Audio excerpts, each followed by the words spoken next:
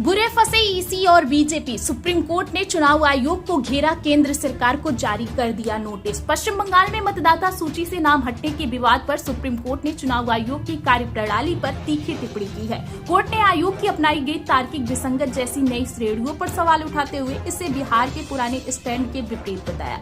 आपको बता दें कि जस्टिस बागची ने चेतावनी दी कि अगर बड़ी संख्या में लोग वोट नहीं दे पाते तो यह चुनाव परिणामों की वैधता को प्रभावित कर सकता है। साथ ही कोर्ट ने भविष्य के चुनाव में बायोमेट्रिक पहचान लागू करने पर केंद्र को नोटिस भी जारी कर दिया। आपको बता दें कि कोर्ट ने एक अहम टिप्पणी की है। कोर्ट ने उन लोगों की याचिका पर सुनवाई की जिनके नाम वोटर लिस्ट से बाहर कर दिए गए हैं, जिनके मामले फिलहाल अपीलीय न्यायाधिकरणों के पास लंबित हैं। जस्टिस सूर्यकांत, जस्टिस जयमाल्या बागची की पीठ ने इस मामले की सुनवाई की। जस्टिस बागची ने चुनाव आयोग की तरफ से अपनाई गई प्रक्रिया पर गंभीर सवाल खड़े किए। उन्होंने कहा कि पश्चिम बंगाल के मामले में तार्किक विसंगति जैसी नई श्रेणी पेश करना अन्य राज्यों की तुलना में अलग है। चुनाव आयोग बिहार एसआईआर मामले के अपने ही पुराने स्टैंड से भटक गया है, जिसमें कहा गया था कि 2002 की सूची में शामिल लोगों को फिर दस्तावेज अपलोड करने की जरूरत नहीं होगी। जस्टिस बागची ने चुनाव नतीजों पर पड़ने वाले असर को लेकर एक तार्किक उदाहरण भी दिया।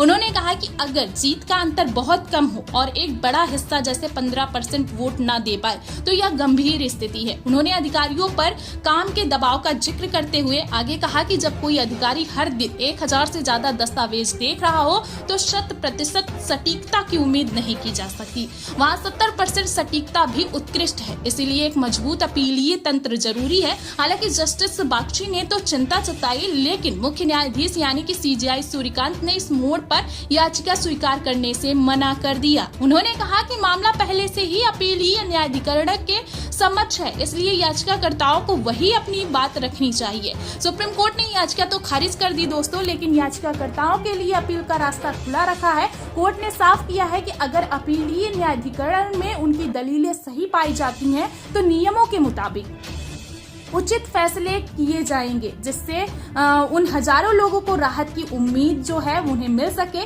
जिनके नाम वोटर लिस्ट से काट दिए गए थे। वहीं सुप्रीम कोर्ट में एक और सुनवाई हुई जहां कोर्ट ने मतदान केंद्रों पर फिंगर और आइरिस आधारित बायोमेट्रिक पहचान प्रणाली लागू करने की मांग पर केंद्र सरकार, चुनाव आयोग और राज्य सरकार को नोटिस जारी किया है। कोर्ट ने कहा कि इसे फिलहाल आगामी चुनाव में लागू नहीं किया जा सकता, लेकिन भविष्य के चुनाव से पहले इस पर विचार जरूरी है।